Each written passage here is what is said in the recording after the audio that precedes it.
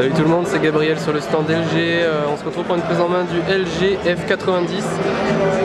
C'est un smartphone milieu de gamme 4G qui vient se placer un petit peu au-dessus du F70 qui est l'entrée de gamme 4G de chez LG.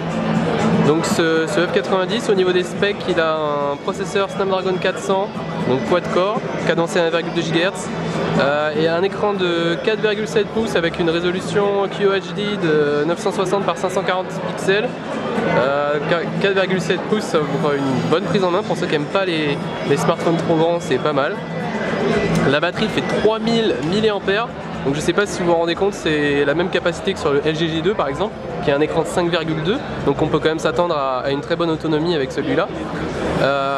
Enfin la caméra, alors je vais en profiter en même temps pour vous montrer l'appareil à l'arrière. La caméra fait 8 mégapixels, il y a un flash LED, on a un dos, donc c'est du plastique mais texturé avec des petits grains, et comme vous voyez ça marque pas du tout les doigts et ça offre un look vraiment plutôt bon, voilà, pour un téléphone de cette gamme, agréablement surpris on va dire, même si c'est du plastique.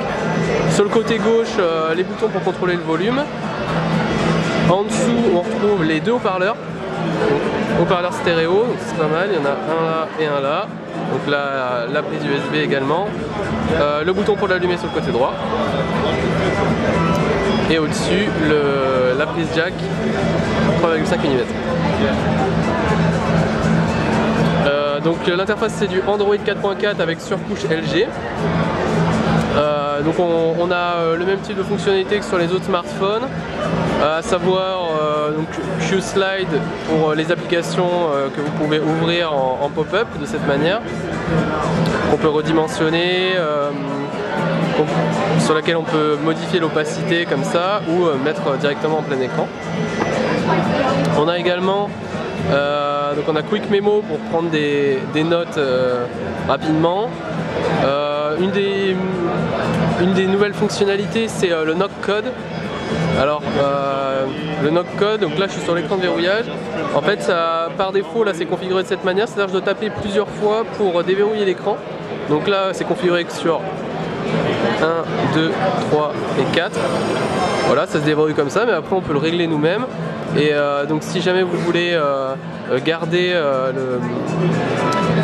la fonction knock comme sur les autres terminaux, vous pouvez configurer simplement 2 tapes sur l'écran pour le déverrouiller.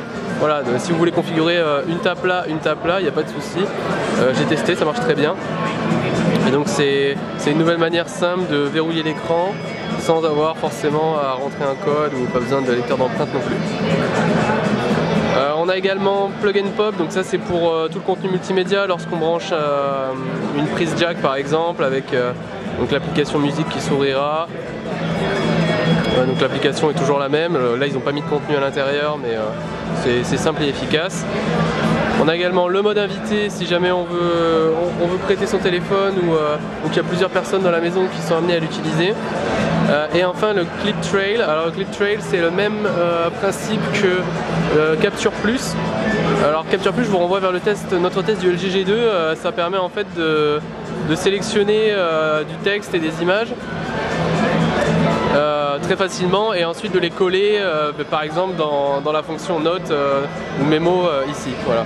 Donc voilà, c'était une rapide prise en main du LG F90, donc un bon téléphone milieu de gamme avec comme particularité la 4G, une batterie de 3000 mAh et surtout un format 4,7 pouces qui tient bien en main. Donc c'est un téléphone intéressant que nous présente ici LG.